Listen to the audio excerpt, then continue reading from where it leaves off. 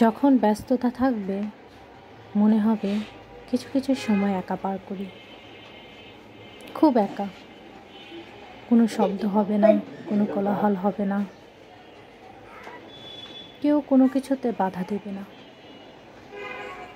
যখন আপনি এমন সময় পার করবেন তখন আপনার মনে হবে কেউ থাকুক পাশে, কেউ কোনো কিছুতে বাধা দিক, কেউ আপনার জীবনে একজন সাথী হয়ে থাকুক, সবসময় আপনাকে বলুক এটা করো সেটা করো।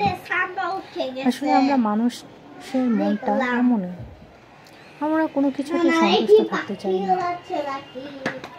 যদি আমরা যখন যেমন থাকি তাতেই সন্তুষ্ট থাকতে পারতাম, হয়তো আমাদের মনে এত ঝড়ের সৃষ্টি হতো না,